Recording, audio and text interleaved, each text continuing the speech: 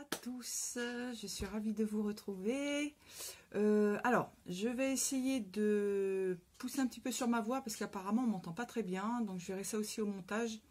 Parce que bon, il y a eu deux petites remarques, hein. C'est pas méchant, mais c'est vrai que bon, quand on n'entend pas très bien, c'est pas génial. Donc je vais essayer d'augmenter, de pousser un petit peu sur ma voix. Là, je me réveille, donc un petit peu, c'est un peu compliqué. Pourtant, je fume pas, mais ça veut dire le matin. Alors, j'ai mis la moumoute, il fait froid, alors j'ai mis la moumoute aujourd'hui. Comme ça, j'ai bien chaud. Oui, c'est moi qui l'ai fait, celui-là, il y a un petit moment, il y a 3 ans, peut-être un peu plus. Donc voilà, avec des chutes de tissu, j'avais craqué sur un... Ah, j'ai mon chat qui se balade là. Minou! Mon petit minou! Coucou mon miaous! Tu viens? Non, il veut pas. Bon, j'avais craqué sur deux modèles en fait de pulls que j'avais vus sur internet. Donc il y en a un où il y avait des empiècements comme ça, sans la moumoute. Et l'autre pull où il était tout noir avec la moumoute. Et du coup, j'ai fait un mix des deux. Je me suis pas trôné un truc. Bon, il est pas. C'est vrai qu'au niveau du raglan, là, il n'est pas assez creusé. Il n'est pas top top. Mais bon, ça fait le job, c'est bien. Donc là, c'était des chutes de tissu. Et puis ça, c'était une copine qui m'avait donné ça il y a au moins 20 ans. Que j'ai retrouvé. Du coup, je m'en suis servi pour faire mes petits manchons. Voilà. Bref, c'est juste pour vous présenter mon petit pull. Je vous fais un petit haul Benitex. Parce que j'ai encore craqué, évidemment. Je vais vous préparer un podcast couture. Alors, Benitex. J'ai commandé du coton double gaze broderie anglaise. Je les ai lavés déjà. Donc voilà.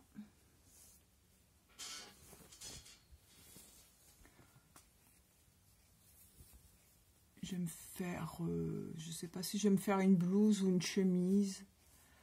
Alors, je suis un petit peu déçue par la couleur. Je l'imaginais plus après. J'ai peut-être pas bien forcément regardé sur la photo, mais je l'imaginais un peu plus bleu. Là, il est bleu. Ça fait un peu bleu jean, mais je suis un peu. Il est beau, hein. Mais voilà, j'aurais préféré un peu plus bleu, mais c'est pas grave. Il est chouette quand même. Donc comme j'adore la broderie anglaise et puis que j'aime bien la double gaze, du coup voilà. Donc c'est les petites fleurs, on en a beaucoup vu aussi de ça, voilà. Enfin rien de bien nouveau. Donc celui-là j'en ai commandé 2 mètres. J'ai plus que 2 mètres, hein, j'ai déjà mesuré, je me rappelle plus combien, mais j'ai environ 25 cm à chaque fois en plus. Entre 25 et 30 cm. Ensuite, j'ai un coupon de 3 mètres de maille jacquard. Alors celui-là, quand je l'ai vu, ça faisait un petit moment déjà que je louchais dessus, mais j'ai dit il faut que je me le prenne avant qu'il disparaisse parce qu'il est juste canon. Oh, je l'adore. Il est fin, hein.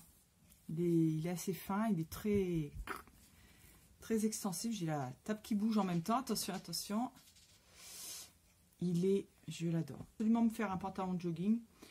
Donc, parce que j'en avais fait un une fois il y a longtemps aussi. Donc, j'avais pas trôné d'après un modèle que j'avais déjà. En fait, c'est un modèle où il y a les fausses poches passe-poilées derrière. Enfin, il y en a une. Et devant c'est quoi déjà? Pareil, c'est des vraies poches en fait. Et avec le passepoil devant. Du coup, j'ai fait des poches italiennes. Et derrière, j'ai fait une poche plaquée comme sur un jean. Donc, il n'y a qu'une poche en fait. On peut mettre les 2 poches aussi. Et devant, il y a une fausse braguette. Et donc, du coup, j'avais transformé le patron en quelque sorte. Sauf que je l'ai fait dans un molleton et pas assez extensible. Et du coup, ça va pas du tout. Donc, pour ça, par contre, avec celui-là, ça va le faire totalement normalement. Donc voilà. Ensuite, j'ai... Il est passé où? Il est passé où? Il est là. J'ai un crêpe viscose imprimé fleuri lurex argent fond vert. Il est juste fabuleux. J'en ai pris 2 mètres aussi. Il est trop canon celui-là. Trop canon, super fluide, un petit peu transparent, mais bon, sans plus. Pour une petite blouse, comme c'est crépon, un petit peu, la transparence, ça se verra pas. Donc, je sais pas si vous voyez les petits fils de lurex. Je sais pas si on les voit. Oh, si, on doit les... si, je crois que vous les voyez là. Enfin, il est super joli. Donc c'est un petit peu extensible évidemment parce que c'est voilà. Je suis trop contente. Ensuite j'ai une fibrane de viscose imprimée pois et oiseau rose. Pareil, j'ai pris 2 mètres et j'ai toujours plus. Hein. Je reprécise pas à chaque coupon, mais j'ai toujours plus. Celui-là est trop joli aussi. Il est super fin. Regardez-moi ça, si c'est beau les hirondelles. Alors vous avez là la bonne couleur.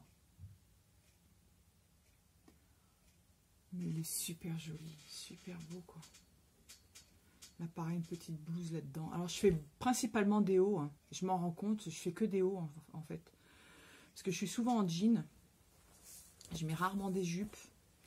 Les jupes, c'est quand je sors et puis à ce moment, on ne veut pas sortir. Donc, voilà. Donc mais c'est vrai que je fais principalement des hauts, des sweats, des sweats,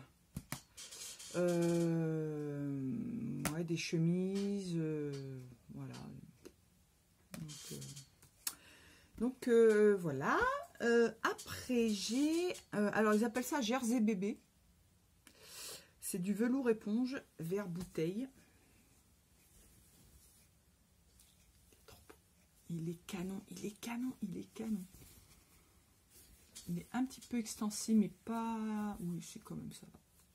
Voilà. Là, vous avez la bonne couleur. Là. Il est super beau. Donc, pareil, j'en ai pris 2 mètres. Je ne vous ai pas dit les prix unitaires. Le coton, la double gaze broderie anglaise, il est à 6,30 € le mètre. Le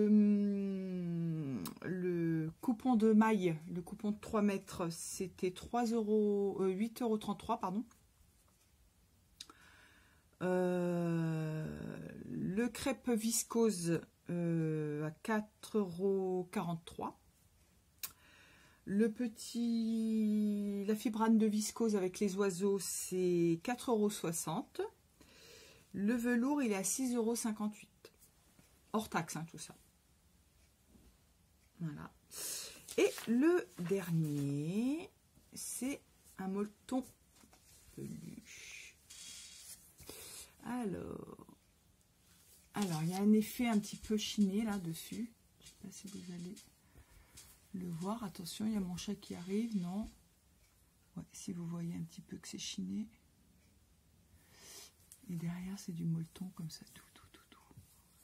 Il est assez fin, il est super extensible.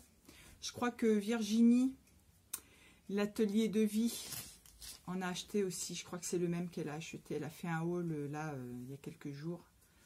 Et elle a acheté le même. Je crois qu'on l'a commandé en même temps en fait. Enfin, quasiment en même temps. Il est trop beau. Et ils en font d'autres couleurs aussi.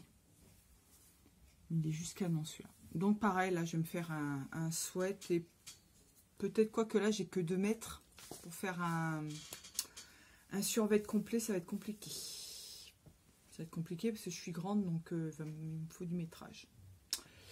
Donc voilà, ça c'est pour le haul Benitex. Je voulais juste rajouter 2 petites choses au haul, c'est pas grand chose. Rien à voir avec les tissus, mais j'avais commandé sur AliExpress encore. J'ai commandé plein de petites choses pour la couture. Donc je reçois petit à petit là. J'avais recommandé des pressions, mais là c'est des petites. Du coup c'est des tailles 3. Donc ça c'est pour principalement les bodys, parce que je voudrais me faire des bodys. Je vous montrerai ça d'ailleurs dans le podcast couture. Et du coup j'ai commandé les petites. Donc je suis trop contente. Et puis même pour les vêtements de bébé, pour mon petit chabichou. Donc voilà, ça c'est très très bien. Au moins elles sont moins épaisses, elles sont moins larges. Et du coup ça gêne moins. Oh, attendez, 2 secondes. Ah, il n'est pas possible ce chat. Ah, puis je pourrais pas vous le présenter. C'est une longue histoire ce chat. C'est même pas mon chat en fait. C'est pas mon chat officiellement.